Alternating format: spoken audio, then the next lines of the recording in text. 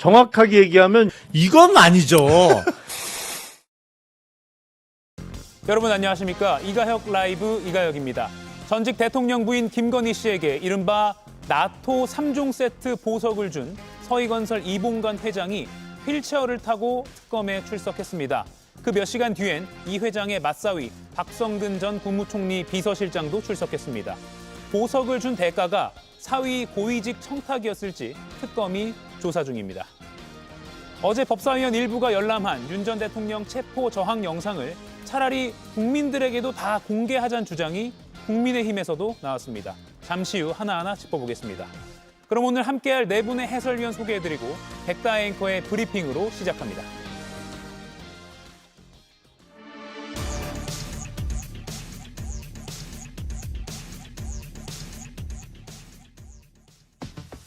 도저히 수긍할 수도 없고 수용할 수도 없습니다. 압수수색을 당장 중단하기 바랍니다. 비공개하겠습니다. 진짜 도망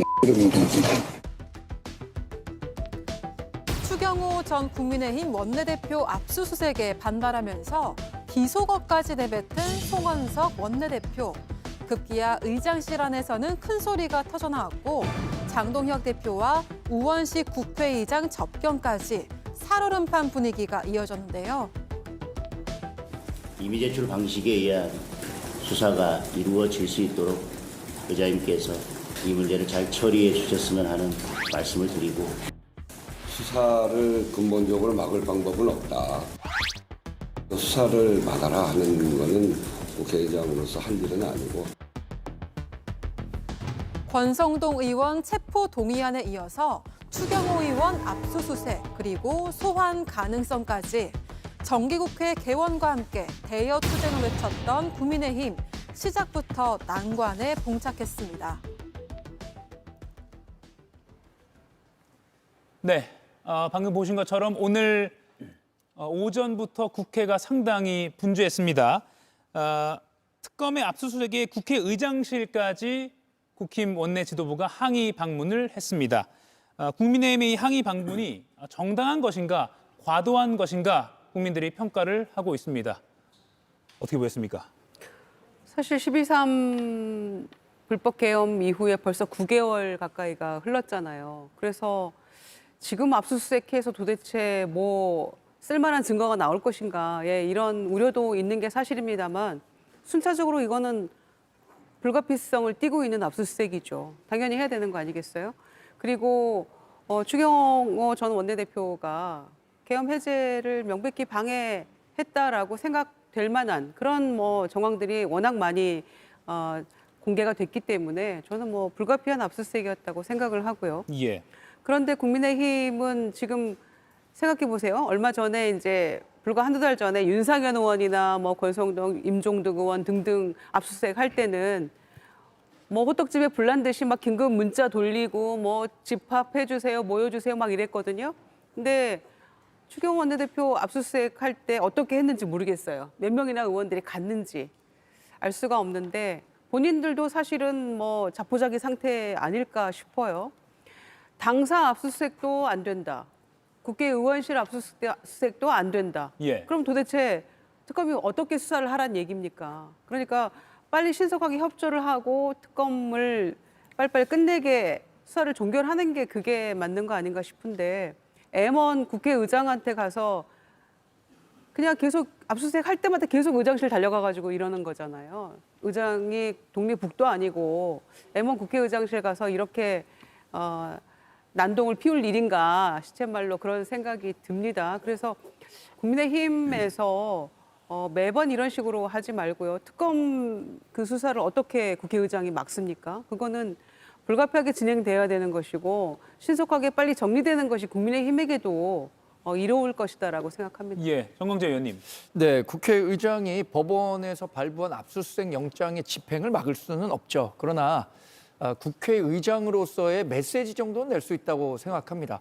과거에 민주당 소속 의원들에 대한 압수수색 영장이 집행됐었을 때의 사례만 참고한다면 우리 당이 더 할 얘기도 없을 것 같아요.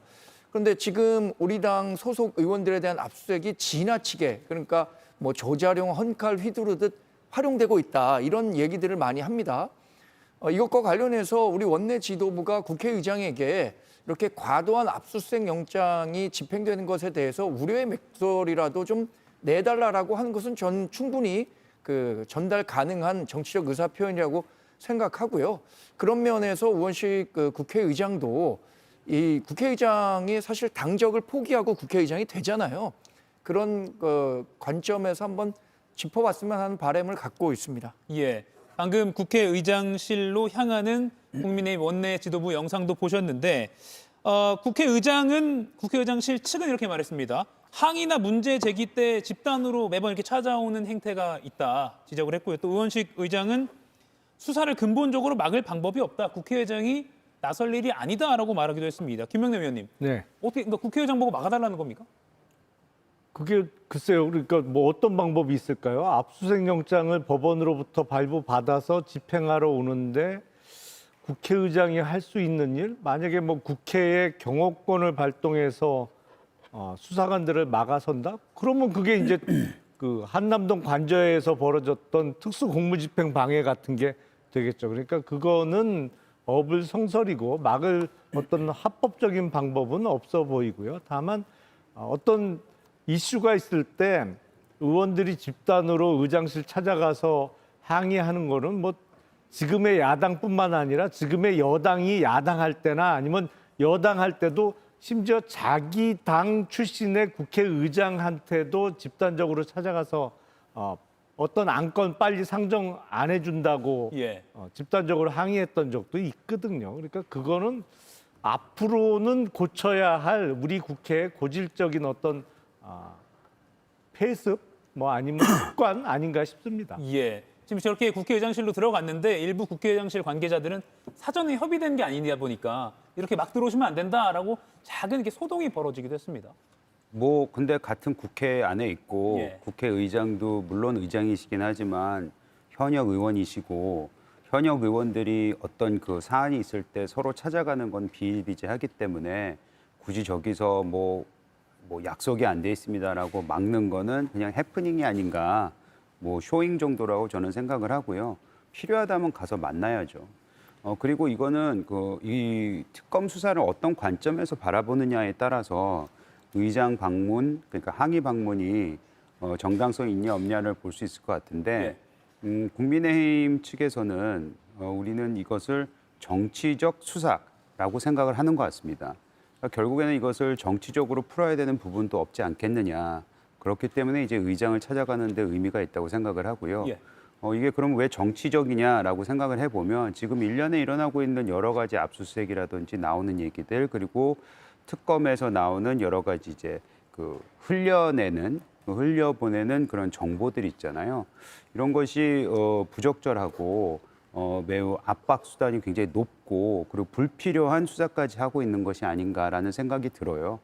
추경호 이제 전 원내대표 같은 경우에는 물론 이제 그 대통령한테 전화를 받았다는 걸 본인 스스로 인정도 했습니다. 근데 그 전화가 통화가 매우 짧았던 것도 이제 나왔고, 그리고 본인이 이제 그걸 방해를 했다고 민주당이나 진보 진영에서는 얘기를 하고 있지만 본인 스스로 그 시간대로 언제 어디서 무슨 말을 했느냐를 얘기를 했고, 그것이 사실 의원들한테 카톡이라든지 문자 메시지로 이렇게 전달이 됐기 때문에 추경호 대표가 무슨 얘기를 했는지 이미 다 조금만 이렇게 들춰봐도 알 수 있습니다. 근데 1분짜리 통화를 했으면 무슨 자료가 그렇게 많았겠습니까? 그걸 압수수색이라는 걸 집에도 하고 의원실에도 하고 원내대표실도 해야 되는 부분인가? 이거는 특검이 결국에는 정치적 압박을 가하기 위해서 하는 것이라고밖에 볼 수가 없고요.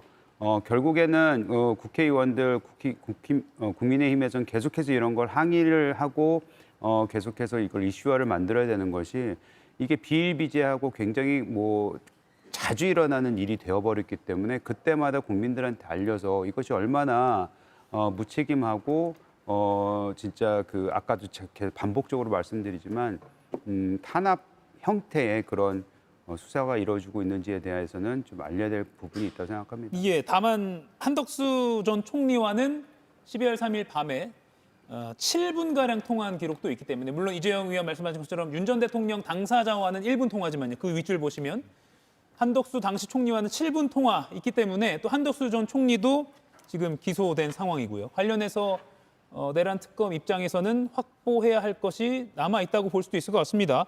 이와 관련해서 오늘 장동혁 국민의힘 대표가 국회의장 접견을 하고요. 그 마친 뒤에 계속해서 압수수색이 진행 중이었던 추경호 의원실을 직접 찾았습니다. 발언 들어보시죠. 굳이 오늘 압수수색 영장을 들고 이렇게 국회를 침탈하는 이유를 저는 도무지 이해할 수가 없습니다.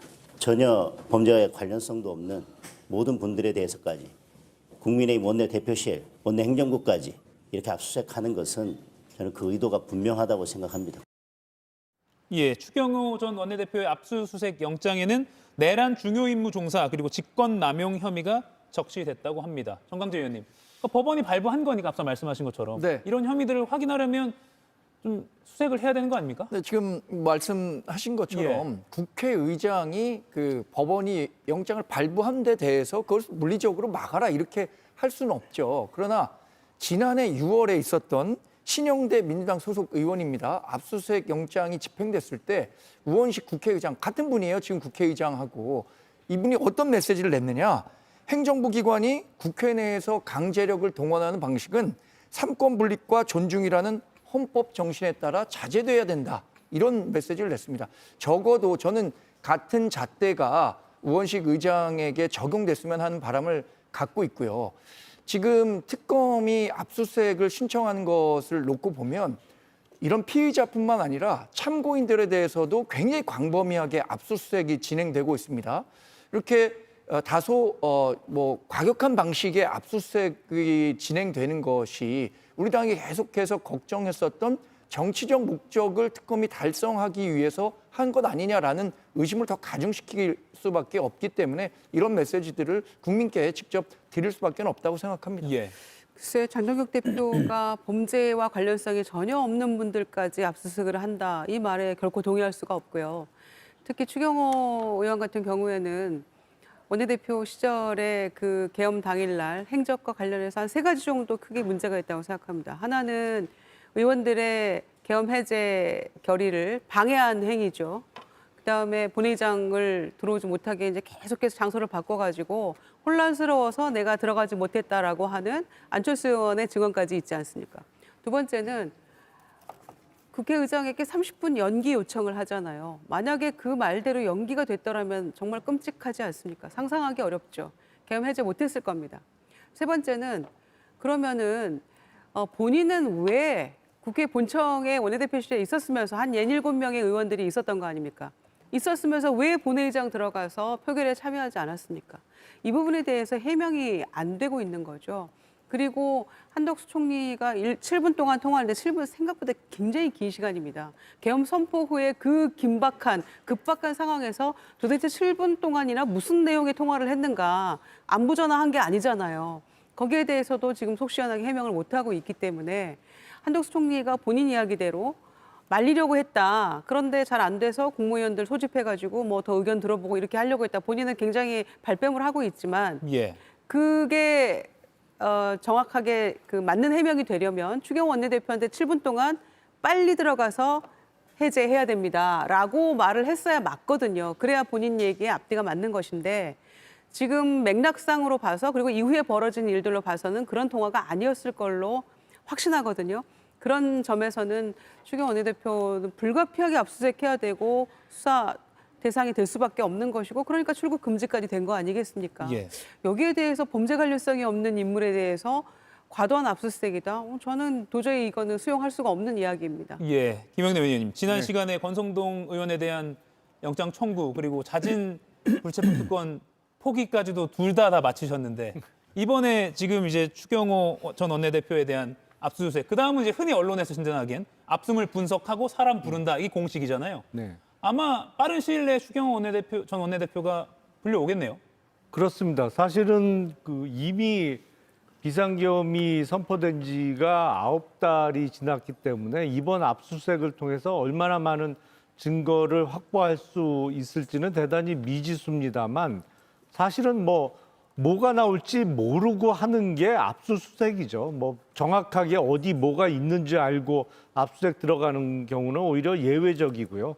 그래서 다소 좀 포괄적으로 압수수색이 이루어질 수밖에 없습니다. 그리고 압수수색이 이루어졌고 지금 내란의 주요 임무 종사자로 압수수색 영장 범죄 사실에 적시가 되어 있기 때문에 제가 보기엔 뭐 빠르면 이번 주 내로 추경호 의원에 대한 소환 조사가 이루어질 것이고 압수수색 영장을 발부받기 위한 소명의 정도보다는 또 구속영장은 훨씬 높은 정도의 그 증거나 소명 단계가 좀 더 높아져야 되거든요. 그래서 소환 조사 결과에 따라서 구속영장 청구 가능성도 있지 않나라고 생각이 듭니다. 예, 빠르면 이번 주 내로 추경호 의원에 대한 소환이 있을 수 있다라고 관측하셨고요. 그 결과에 따라서 영장 청구까지도 이어질 수 있다 이렇게 예측하셨습니다.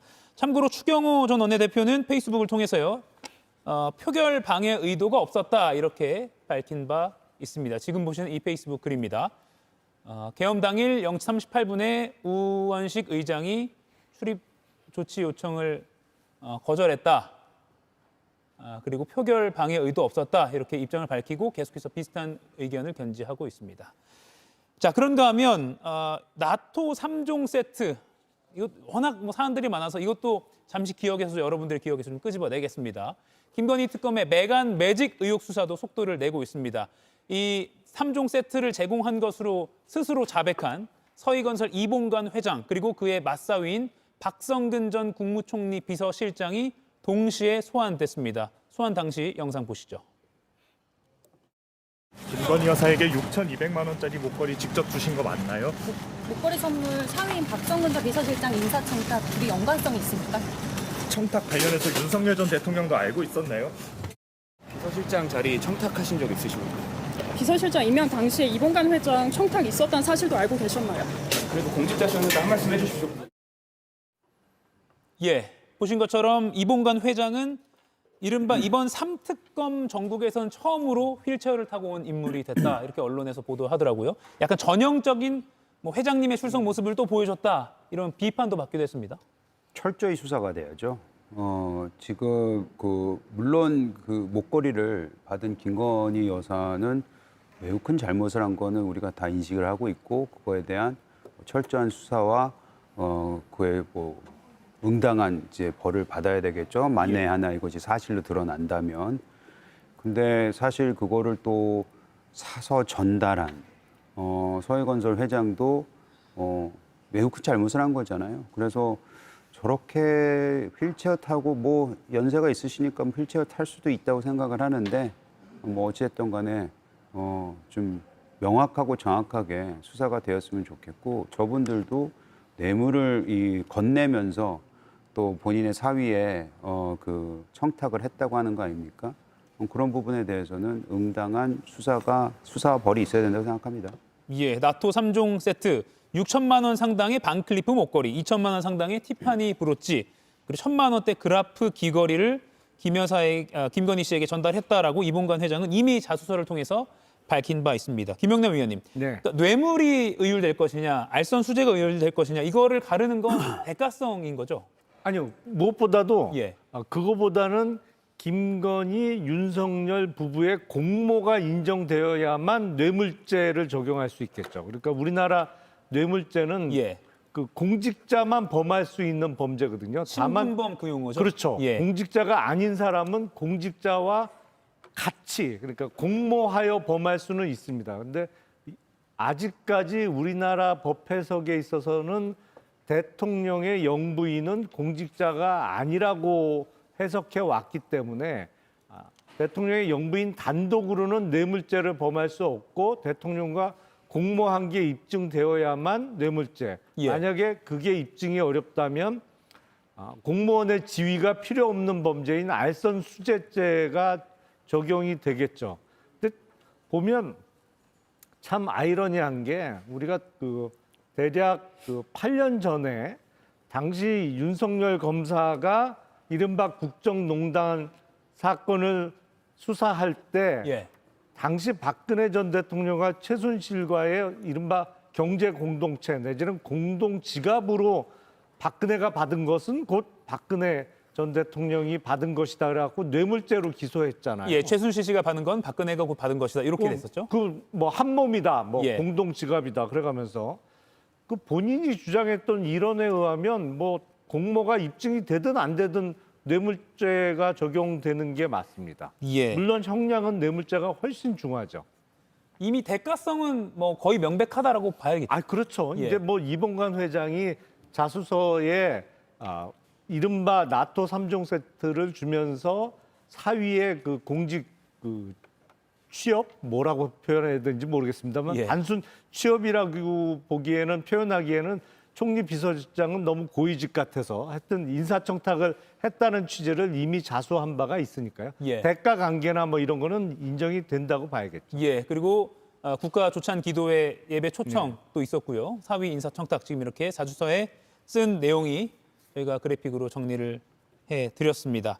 김희정 의원님, 오늘 오후에는 맞사위도 소환이 됐습니까? 장인어른과 사위가 동시에 같은 특검의 수사를 받고 있는데 한덕수 전 총리 그 영상 있잖아요. 윤 전 대통령에게 내 비서실장 뽑아달라고 했었다. 그 기자들과의 대화가 남아있기 때문에 네. 이 부분도 뭐 크게 어려울 것 같지는 않습니다. 입증이요.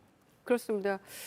특히 이제 오전 10시에는 이봉근 회장이 피의자 신분으로 출석을 한 것이고요. 예. 그다음에 오후 2시에는 이 사위가 박성근 전 검사가 참고인 신분으로 출석을 했습니다.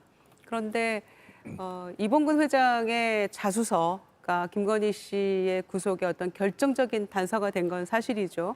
그래서 오늘 이제 같은 날 뭐 오전 오후로 출석은 했습니다마는 아마 박성근 이제 전 비서실장이라고 해야 되나요? 예. 씨에게는 그 자수서의 내용을 알고 있었는지, 그다음에 인사청탁을 이제 본인이 이를테면 장인어른에게 총리 비서실장을 가고 싶다고 뭐 말을 한 것인지, 어떤 연유인지 앞뒤 맥락에 대해서 아마 물어볼 것 같고요.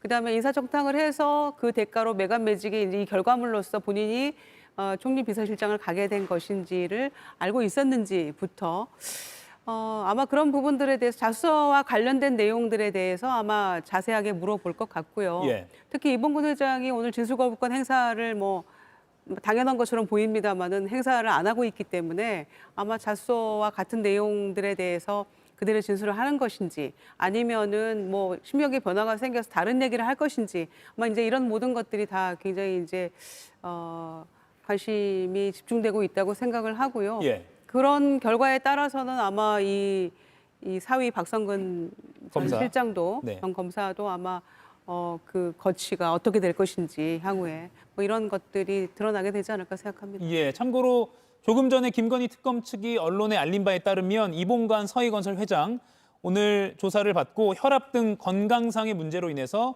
조서 열람은 하지 않고 오후 5시에 조사실에서 퇴실하였다라고 알려왔습니다. 추후 조사 일정은 따로 정할 예정이다라고도 알렸습니다. 한 번 더 부를 것이라는 거를 이렇게 적시를 했고요. 오후 5시쯤 조사실에서 퇴실했으니까 약 7시간 정도, 점심시간 포함해서 7시간 정도를 조사실에서 머물렀습니다. 오늘 이렇게 휠체어를 타고 특검 사무실로 도착했습니다. 근데 한 가지는 예, 좀 이정 의원님. 말씀드리고 싶은 게 분리했으면 좋겠어요, 사안을. 왜냐하면 우리가 이봉관 회장에 대해서 얘기를 할 때 꼭 국가조찬기도회에 대해서 말을 함께 하고 있거든요. 근데 잘 아시다시피 국가조찬기도회는 이 기도회는 1년에 한 번씩 있고 이거는 교계에서 굉장히 큰 조찬을 하는 그 기도와 함께 하는 모임입니다. 역대 대통령들도 꽤 많이 온 걸로 저는 기억하고 있고요. 이건 교계의 목사님들뿐만 아니고 장로들 그다음에 모든 많은 사람들이 굉장히 많이 모여요. 전 뭐 1,000명 넘게 모이는 걸로 기억하고 있는데 이봉관 회장이 이것 때문에 목걸이를 건넸다 아니면 조찬기도에 참석하기 위해서 뇌물했다 이것까지는 연관지어서 얘기하는 건 좀 이르다고 생각해요. 예, 아마 특검도 방점은 그 비서실장, 국무총리 비서실장 인사청탁 부분에 더 무게를 두고 있을 것 같습니다. 그렇죠. 예. 아무래도 뭐 인사청탁의 대가로 어떤 금품을 건넨 것이 조찬기도에 참석해 달라는 부탁과 함께 건넨 것보다는 훨씬 죄질도 나쁘고 뭐 나중에 형량을 결정할 때 아니면 어떤 죄명으로 처벌할 것인지를 결정할 때 보다 결정적인 요인이라고 봐야겠습니다. 예.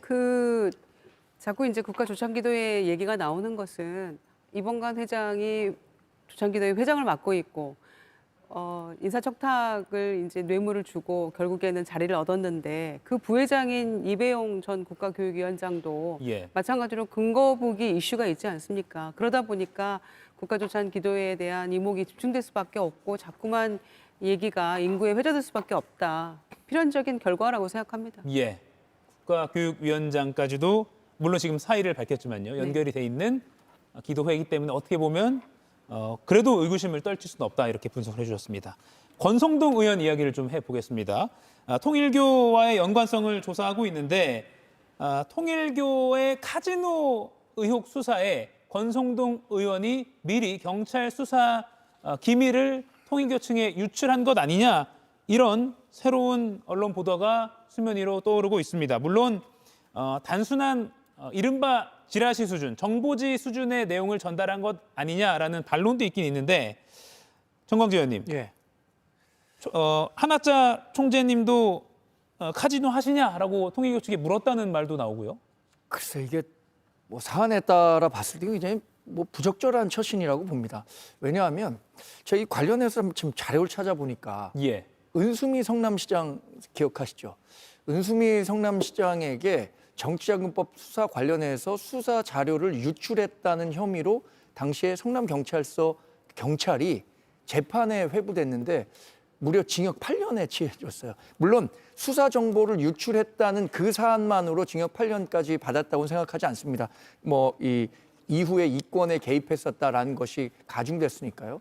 그럼에도 불구하고 이런 사실을 율사 출신인 권성동 의원도 모르진 않았을 것 같은데 이 부분이 이렇게 문제가 될 거라고 생각하지 않았을 거라고 생각하니까 뭐 이런 이야기를 물어봤을지 모르겠지만 당시에 현역 의원이었고 이른바 윤핵관이라고 꼽혔었던 인물이었기 때문에 이런 내용들을 윤영호 통일교 전 세계본부장에게 물어보는 것만으로도 예. 굉장히 문제가 될 수 있는 사안이라고 생각합니다. 그래서 관련해서 법률적으로 어떤 처분을 받을지는 좀 더 상황을 두고 봐야겠지만 이 내용 자체만으로도 좀 부적절하다는 평가를 받을 수밖에 없는 사안이라고 생각합니다. 예, 이 의혹이 윤영호 전 통일교 세계본부장, 통일교 2인자라고 알려진 이 인물의 공소장에 적시된 것이라서 단순한 풍문 수준보다는 훨씬 구체적으로 특검도 증거나 증언을 가지고 있는 것으로 보입니다. 김영남 의원님. 네. 이 정도면 또 새로운 수사가 한 가지가 생겼다고 봐야 되나요?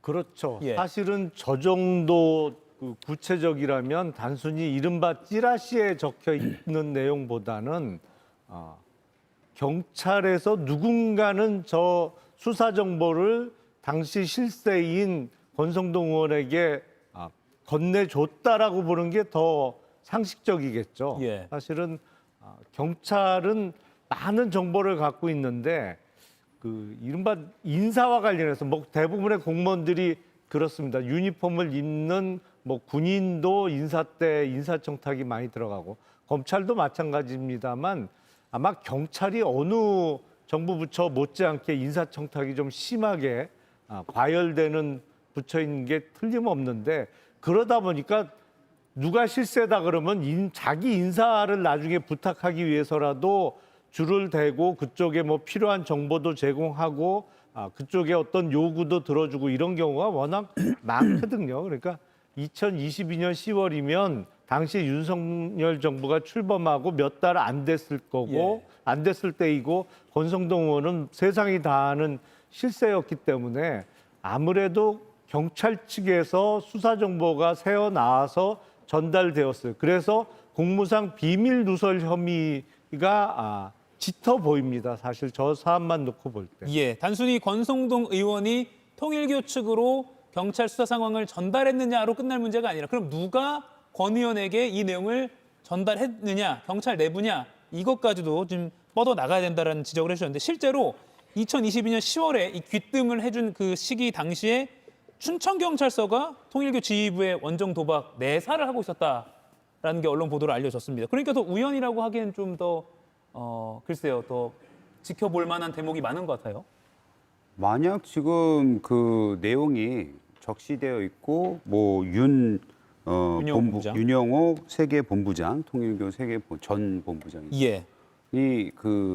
만약 실토라 했거나 아니면 거기에 이제 적시되어 있다면은 그건 당연히 수사 대상이 돼야 되고 불법적인 행위라고밖에 볼 수 없죠. 그리고 더 나아가서 그것까지 아마 수사돼야 되지 않을까요? 만약 이런 정보가 흘러가서 혹여라도 흘러간 것뿐만 아니라 나중에 이 수사 자체가 무마가 됐는지 어떤 압력에 의해서 그것까지 전 수사가 돼야 된다고 생각합니다. 예. 저도 비슷한 생각인데요. 특히 권성동 의원이 2022년 1월에 큰 거 한 장 받았고 그다음에 2022년 2월, 3월 그러니까 대선 전후에 한학자 총재에 가서 큰절하고 쇼핑백 받아오고 그러고 나서 10월에 이제 귀뜸을 해준 거 아닙니까? 그런데 요 관련한 이야기가 나왔을 때 윤핵관 중에 누군가가 귀뜸을 해줬다더라라는 얘기가 돌았어요. 그래서 저희는 경찰 출신 윤핵관도 있잖아요. 혹시 그분인가라고 생각을 했는데 결과적으로는 권성동 의원이었어요. 그러니까 말씀하신 대로 내부 경찰 누군가가 정보를 흘려준 것이고 그리고 만약에 내사에 돌입을 했다면 결과적으로 지금 이 수사는 어떻게 돼 있는가 우리가 알 수가 없잖아요. 어떻게 수사가 진행이 됐고 그 결과물로서 누가 뭐 어떻게 벌을 받았거나 혹은 뭐 사건이 확실하게 수사가 되었다거나 이 얘기에 대해서는 결과물로서 들은 바가 없기 때문에 그 부분까지를 포함해서 이거는 수사가 필요한 시점이라고 생각합니다. 예.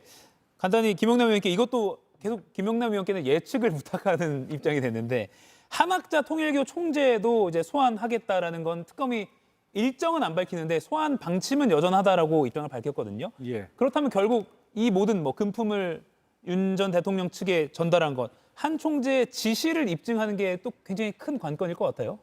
그렇죠. 예. 일단 혐의는 두 개 중에 하나가 될 것 같습니다. 정치자금법 위반이냐 아니면 어떤 직무 관련성과 대가성이 있는 뇌물이 될 것이냐인데 자금의 원천적인 공급자 내지는 최종 결정자는 한학자 총재로 보이기 때문에 그 중간에 전달자 역할을 했던 윤영호 전 본부장의 진술 내용에 따라서는 한학자 총재가 뭐 정치자금법 위반이 됐던 뇌물죄 위반이 됐던 뭐 공범으로 이렇게 의율될 가능성이 높아 보이고 그래서 소환 조사는 피할 수 없을 것으로 보입니다. 예, 8일 출석 통보를 했다라는 언론 보도도 있는데 특검에서는 공식적으로 밝힌 것은 아닙니다. 8일이라면 다음 주기 때문에 이 언론 보도가 맞다면 빠른 시일 내에 한학자 총재가 특검에 출석한 모습도 볼 수 있을 것 같습니다. 그 소식도 다음 시간에 자세히 전해드리도록 하겠습니다. 다음 이슈는 백다 앵커가 브리핑으로 준비하고 있습니다. 보시죠. 본인들은 보고 왜 국민들은 안 보여줍니까? 공개하십시오 그러면. 윤석열 전 대통령 체포영장 집행 당시 CCTV. 국민의힘에서도 차라리 공개하라는 목소리가 나왔습니다. 실제로 CCTV 공개가 가능할까요? 오늘 이제 법사위가 열리고요. 지도부 일부에서도 법사위 의원들도 상당수는 공개할 필요가 있는 거 아니냐. 오늘 내일 중으로 좀 신중히 판단을 할 예정입니다. 이렇게 여야 지도부이자 법사위 소속인 두 의원이 CCTV 공개 가능성을 열어뒀지만 오늘 열린 법사위 논의는커녕 큰 소리만 오갔습니다. 앉아있어! 아무것도 모르면서 앉아있어! 야, 말씀을 멈춰서 얼마나 무서운지 보여드립니다. 제가 간사 선임 여부를 놓고 난장판이 벌어진 상황. 이른바 속옷 저항 영상은 국민에게 공개될 수 있을까요? 네, 오늘 아수라장이 된 법사위 회의 현장은 잠시 뒤에 좀 길게 영상을 보여드리기로 하고요. 윤 전 대통령의 이른바 속옷 저항 그 CCTV 영상 공개 여부가 법무부가 원래는 의원들에게만 비공개로 열람시키겠다라는 입장이었는데 정치권에서 오히려 이거 대국민 공개하자라는 논의로 이어가고 있는 모양새입니다. 김희중 의원님 어떻게 보십니까?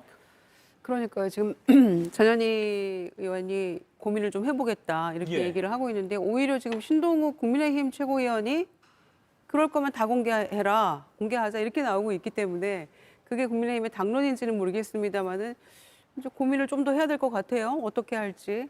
정말 알고 싶지 않아요. 설명하는 거, 듣는 거, 상상하는 것만으로 참 힘들더라고요. 예. 그런데 그 인권 침해니 운운했었습니다마는 다 그것도 거짓말이었다는 게 결과적으로 드러난 거 아니겠습니까? 저는 못 볼 꼴을 본 교도관들이 오히려 인권 침해 당한 거다라고 생각하고요. 심지어는 막 반말에 막말까지 들은 거 아닙니까? 27년 나 검사인데 너 검사해봤어? 이런 얘기들. 그럼 교도관들 굉장히 힘들었을 것 같고요. 그다음에 인권 침해 운운했고 뭐 낙상해서 다쳤고 이런 얘기들이 다 사실관계가 다르다는 게 열람한 의원들의 입을 통해서 들려왔기 때문에 예. 저는 일단은 좀 먼저 부끄러워해야 한다라고 생각하는데 전혀 반성도 없고 수치심도 못 느끼는 것 같고요. 그리고 왜 국민의힘 법사위원들은 함께 열람하지 않았을까 제가 오히려 반문하고 싶어요. 마치 민주당 그리고 조국 혁신당 위원들만 가가지고 보고 뭔가 마치 없는 말을 지어내는 것처럼 사실관계가 다른 이야기를 하는 것처럼 신동욱 최고위원 계속해서 얘기를 하고 있는데 무엇이 인권 침해였고 무엇이 아니었는지에 대해서 함께 가서 열람했으면 바로 확인이 됐을 텐데 그러지 못한 거에 대해서 오히려 국민의힘 그 위원들에게 따져야 되는 거 아닌가 생각하고요. 뭐 금명간에 고민한 결과를 발표를 하겠습니다마는 저는 개인적으로는 안 봤으면 좋겠습니다. 예. 의원들의 설명으로 충분한 것 같거든요. 그런데 만약에 국민의힘이 이 열람에 대한 설명을 놓고 계속해서 뭔가 다른 얘기를 한다면 그때는 불가피한 선택을 해야 되겠죠. 예. 신동욱 국민의힘 최고위원이 민주당 측의 설명은 사실 못 믿겠다. 이럴 거면 대국민 공개하자 이런 취지거든요. 정광재 의원님. 못 믿겠다는 아니고요.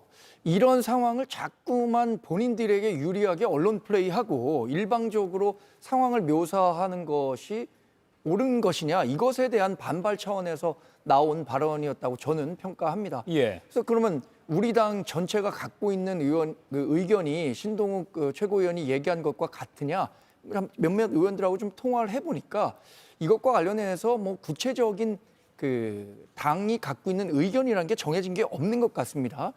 그리고 법사위원들 가운데 왜 그러면 범여권의 의원들만 갔느냐? 우리 당 소속 의원들은 이렇게 열람하는 것 자체에 대해서 반대했습니다. 그런데 법사위 구성이 지금 추미애 법사위원장 또 전체 구성이 다수결 표결하면 민주당과 그 범여권이 많기 때문에 본인들끼리 표결해갖고 그냥 보러 간 거잖아요. 그래서 참여하지 않은 겁니다. 저는 이렇게 비본질적인 사안과 관련해서 이렇게 그 자꾸만 사회적으로 소모적인 논쟁이 가열되다 보면 오히려 특검이 추구하고자 하는 바, 그러니까 특검이 왜 탄생했습니까? 이 내란 계엄 행위와 관련해서 본질적인 문제들을 파악하기 위해서 마련된 거잖아요. 자꾸만 이런 식으로 그 곁가지로 나아가는 것은 우리 사회에 전혀 도움이 되지 않을 것이라고 생각하고요. 김희정 의원님 말씀하신 것처럼 이 정도 사안은 국민 전체가 그 영상을 볼 필요가 없는 일이라고 생각합니다. 민주당에서 이렇게 일방적으로 오늘 내일 결론 내서 다시 공개하겠다고 하는 것 자체 그 논란에 대해서도 전 반대합니다. 그러니까 그 전제는 본인들이 국민의힘 의원들은 안 가놓고 지금 와서 딴말하는 거 더 이상 딴소리는 하지 말아야 되는 거죠. 그래야만 비공개 쪽으로 이게 성립이 되겠죠. 환윤들 같이 가서 확인했으면 깔끔하고 좋았잖아요. 민주당이 불어 뭔가를 지어내서 말한다라는 그런 뉘앙스를 풍기면서 그럴 거면 다 공개하자 이런 얘기가 안 나올 수 있었는데 그냥 안 가놓고 딴말하는 것 때문에 오히려 화를 돋구고 있는 것이고 국민들도 그래? 그렇다면 공개해봐 이렇게 지금 바라보는 국민들도 많아졌을 거란 말이에요. 왜 그런 일을 자초했는지 저는 오히려 제가 그걸 반문하고 싶어요. 예, 김용래 의원님. 네. 일단 절차적으로 법사위가 합의하면 법무부가 대국민 공개까지 하는 것 가능합니까? 그러니까 법무부가 공개하는 형태가 아니고 법사위 국회 상임위원회에서 이제 공개 주체는 국회의원이나 상임위가 돼야 되겠죠. 예. 왜냐하면 우리 헌법상의 국회의원은 상임위원회나 본회의에서의 이른바 면책특권이 있기 때문에 이게 법률적으로 문제를 삼자면 뭐 명예훼손 내지는 개인정보보호법 위반 문제가 생길 수가 있는데 이 국회의원은 면책특권이 있기 때문에 형사적으로 아무런 책임을 지지 않거든요. 예. 그러니까 법무부가 공개 주체가 되기는 어려울 겁니다. 자료를 넘겨받은 국회나 국회의원이 공개하는 것은 뭐 형사적으로 문제 될 것은 없습니다. 다만 민사적으로 어떤 뭐 그 동영상이 공개됨으로 인해서 윤석열 피고인이 받은 정신적 피해에 대한 손해배상 청구 같은 거를 제기할 수는 있을 것 같은데 이른바 서양에서 영미법에서 발달한 공적 인물, 그러니까 퍼블릭 피겨에 관한 이론이 있거든요. 그러니까 공적 인물은 아무래도 다른 알려지지 않은 개인보다는 프라이버시의 보호가 정도가 약해질 수밖에 없습니다. 그렇기 때문에 손해배상 책임도 별로 인정이 안 될 것 같고 문제는 이게 윤석열 피고인의 변호인들이 처음부터 무슨 가혹행위를 당했다, 어떻게 했다 그러면서 그 오늘 동영상을 본 범여권 국회의원들의 전언에 따르면 없는 얘기를 자꾸 만들어내면서 이 이슈가 불거진 거잖아요. 그러니까 자초했죠. 어떤 측면에서는 이런 사태를. 예, 이정현 의원님. 전 굉장히 수준이 낮다고 생각해요. 저 법사위 국회의원들을 보면은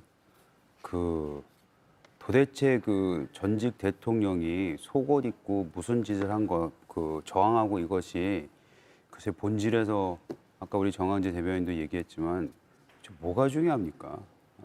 지금 그렇게까지 해서 저항을 했고 그 부분을 통해서 국민들한테 충분히 실망감 주었고 그거는 저희가 다 예측 가능하잖아요. 그거를 꼭 그 법사위원들 여당 의원들이 몰려가가지고 1시간 반 동안이나 되는 그거를 틀어놓고 앉아서 쳐다보고 있었다는 것도 참 품위가 떨어지고 수준 낮다고 저는 생각을 하고요. 어찌 됐건 간에 그 부분에 대해서는 갑론을박이 있긴 하지만 전 한 가지는 좀 짚고 넘어가야 될 부분이 하나 있긴 하네요. 예. 뭐냐면 지금 SNS나 이런 데서 지금 그 영상이 돌아다니고 있잖아요. 예, 유출 논란이 있죠 지금. 그것이 만약 실제 영상이라면 그건 철저하게 수사해야죠. 왜냐하면 지금 이것이 그 공개된 것이 앞뒤로 아마 그 여당 의원들이 간 이후에 지금 SNS 돌아다닌 걸로 저는 알고 있어요. 근데 그게 만약 그 전이라면 또 다른 통로를 통해서 나왔겠지만 진짜 법사위원들, 국회의원들도 그 어렵게 가서 열람만 가능했던 그 영상이 어떻게 유출이 됐는지. 그럼 혹여라도 요번에 그거를 보러 갔을 때 누군가 그걸 녹음을 한 건지 아니면 녹화를 한 건지 이런 부분은 저는 그것도 굉장히 불법성이 크다고 생각하거든요. 그리고 그것에 대한 저희가 있었다면은 이런 걸 퍼뜨리게 해서 짧게 해서 그래서 국민들로 하여금 자극적으로 이걸 몰고 가려는 좀 그런 부분이 있었다면 이거는 응당히 응징을 해야 되는 부분이라고 생각합니다. 예, 그 부분에 대해서는 법무부가 또 진상 파악을 하고 있다고 했고요. 여야 이런 걸 떠나서 유출되면 안 되는 영상이 유출된 과정에 대해서는 당연히 명명백백하게 드러나야 할 것 같습니다. 자, 그런데 이걸 공개하느냐 마느냐, 속옷을 입었느냐 이런 것도 중요하지만 이번 내용 열람을 통해서 민주당 또 조국혁신당 의원 등을 통해서 알려진 바 중에 윤 전 대통령의 수용 태도에 대한 논란도 많이 있습니다. 법사위원들의 발언들을 좀 정리해 봤습니다. 그래픽 보시죠. 1차 집행 때 물리력 사용하지 마, 손대지 마, 진술 거부할 사람 뭐하러 조사하나, 그리고 아까 김유정 의원 말씀하신 대로 당신 검사 해봤어, 안 해봤잖아, 말하고 싶지 않으니까 문 닫아요 라고 다소 강압적으로 들릴 수 있는 언행을 했다라는 게 알려졌고요. 2차 집행 때 발언도 좀 보겠습니다. 8월 7일 2차 집행 때는 나는 기결수 아닙니다. 무죄 추정받는 미결수입니다. 그리고 특검보가 교도관이 들고 있는 핸드폰에서 나오는 아마 음성 같습니다. 10명이 1명 못 드러냅니까? 라고 이건 교도관들에게 특검보가 지시를 한 내용이고요. 그리고 내가 검사 27년 했는데 합법이면 자발적으로 안 나가겠냐, 안 나가겠어요? 라고 말을 했다. 이런 전언들이 계속해서 나오고 있습니다. 그러다 보니까 국민들 앞에서 좀 반성이나 또는 사죄의 태도를 보일 줄 알았는데 정작 이 수감시설에서는 교도관들을 약간 부하 직원 다루듯이 하는 그런 태도 때문에 조금 더 비판의 수위가 높아지는 것 같습니다. 김용남 의원님, 네. 검사 출신이시도 하니까 하실 말씀이 좀 있으실 것 같습니다. 참담하죠. 사실은 검사를 했던 사람이면 법을 더 잘 지켜야 되는 것이고 법관에 의해서 발부된 영장 집행에 협조하는 게 맞죠. 그리고 제가 보기엔 윤석열 피고인이 본인이 검사 27년 했다고 해서 대단한 전문성을 주장하는 것 같은데 많이들 오해하시는 게 무죄 추정의 원칙입니다.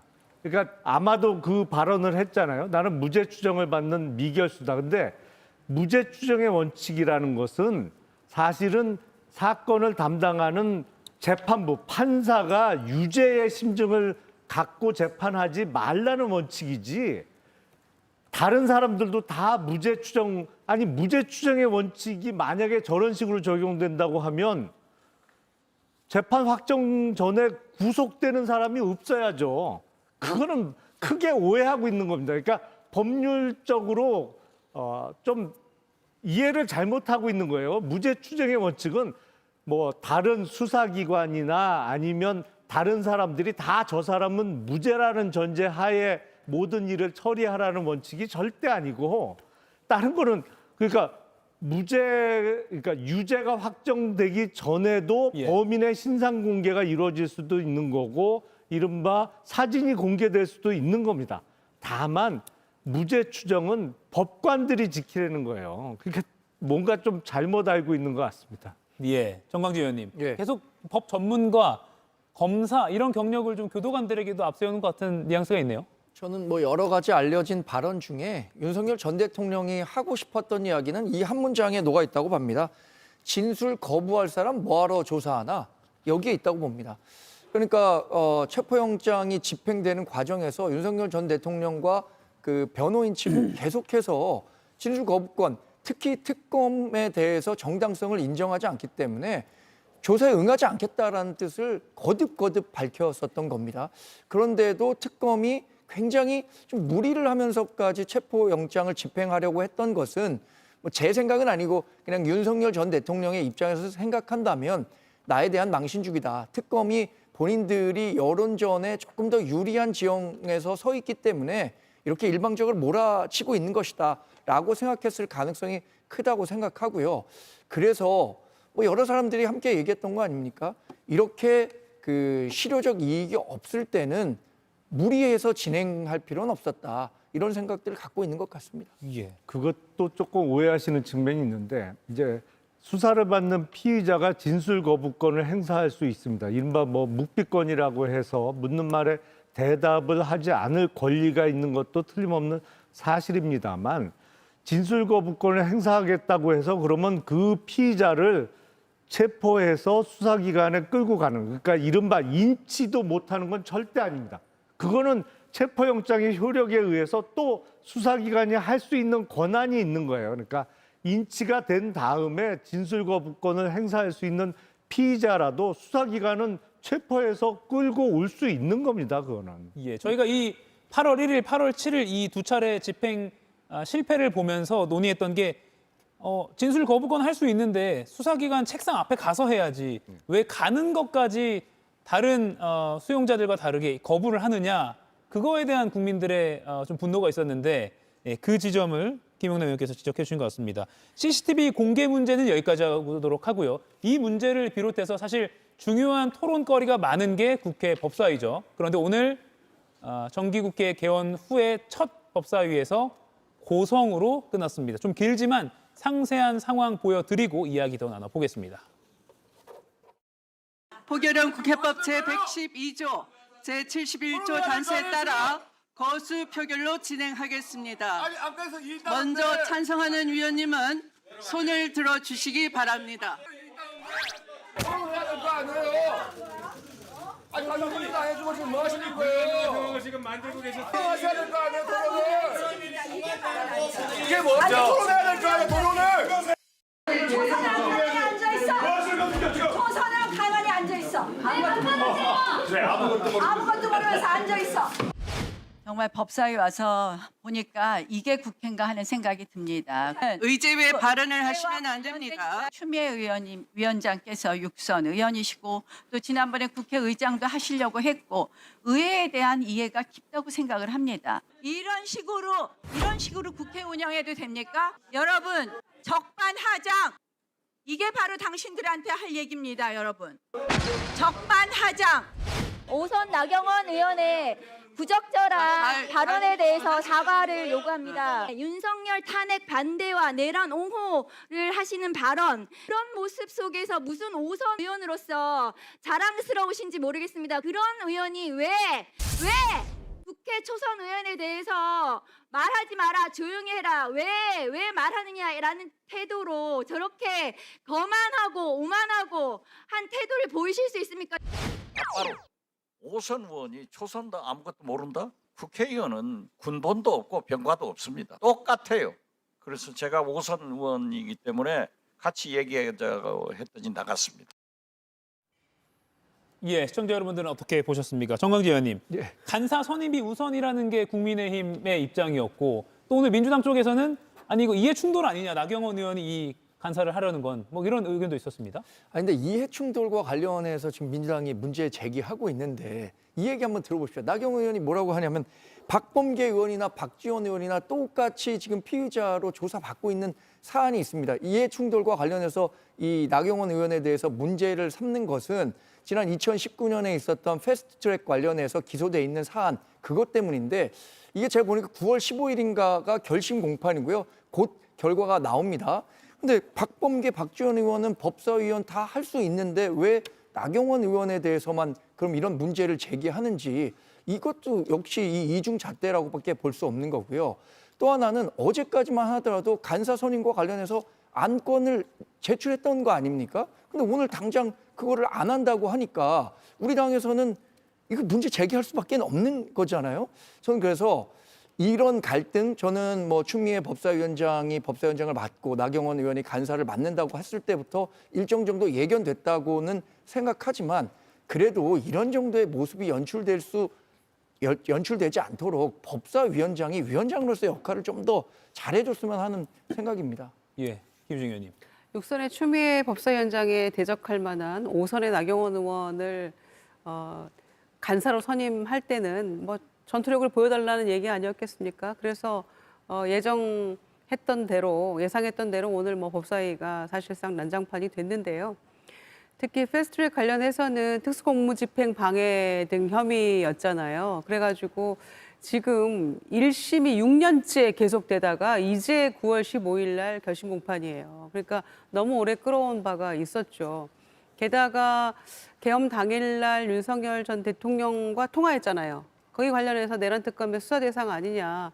이제 뭐 이 두 가지 문제를 가지고 서로 이제 옥신각신했던 것 같은데요.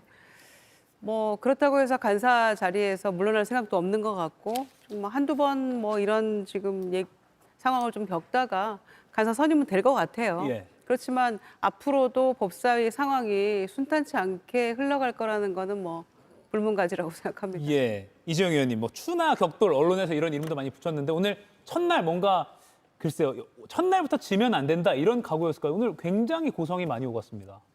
그러게요. 예. 앞으로 계속 볼 수 있을 것 같은데요. 예. 그리고 글쎄요, 저게 무엇을 해결할지는 모르겠으나, 근데 저는 나경원 의원이 저렇게까지밖에 할 수 없었던 그 과정에 대해서는 우리가 전후를 좀 따져봐야 될 것 같다는 생각은 들어요. 지금 추 위원장에 대해서 결코 그 바라보는 시각이 뭐 그렇게 아름답지만은 않습니다. 사실 방금 나경원 의원도 저기서 얘기를 했지만 6선 의원이고 그다음에 국회의장을 출마했었고 그러면 그 누구보다도 그 다선의 경륜으로서 그 갈등을 해소를 해야 되잖아요. 근데 추미애 의원 같은 경우, 위원장 같은 경우 누가 봐도 그 갈등을 부추기고 있는 건 맞거든요. 그것이 과연 적절한가? 이거에 대해서도 저는 나경원 의원이 아까 이제 뭐 초선 의원에 대해서 뭐 언성을 높이거나 이런 거에 대해서는 국민들이 또 판단을 하겠지만 그 원인 제공을 저는 추미애 위원장이 했다고 저는 봅니다. 예, 김영남 위원님, 오늘 나경원 의원이 추미애 위원장 향해서 사과하라라고 했고요. 독단적 행태다, 모든 수단을 강구할 것이다라고까지 말했습니다. 법적인 뭐 조치까지 염두에 둔 걸까요? 글쎄, 법적 조치가 뭐가 가능할까요? 머리에 떠오르는 게 없는데요. 그러니까 뭐 그냥 정치적인 어떤 주장이 아닐까 싶습니다. 물론 이제 지금 그 추미애 위원장 측의 이야기, 그러니까 지금 재판이 진행 중인 피고인으로서 이해 충돌의 가능성이 있는데 법사위 간사를 맡는 게 맞냐? 원론적으로는 대단히 옳은 얘기고 맞는 얘기죠. 근데 우리나라 정치권이나 고위 공직자들이 그 원칙을 지금까지 따랐느냐라는 질문을 해보면 그건 여태까지 아니었던 것 같아요. 요새가 아니고 역대 보면 뭐 정과 한두 개 정도는 있어야 뭐 정치적으로도 성공하고 장관도 하고 뭐 하는 분위기가 계속되고 있기 때문에 이른바 오늘 벌어진 일은 나경원 의원이 법사위 간사로 간다고 할 때 다들 추나 대전이 법사위에서 벌어진 거다 얘기를 했잖아요. 그 신고식을 세게 한 거 아닌가 싶습니다. 예, 신고식이다. 하지만 법사위에 뭐 쏠린 시선이 워낙 많고 또 현안이 많기 때문에 앞으로 이런 식으로 계속 고성만 오간다면 글쎄요, 국민들이 어떻게 평가할지. 아마 이 시간에 이 네 분과도 법사위 이야기를 아마 매주 해야 될 수도 있을 것 같은데요. 다음 이 시간에 한번 지켜보도록 하겠습니다. 오늘 네 분과 대화는 여기서 마무리하겠습니다. 고맙습니다.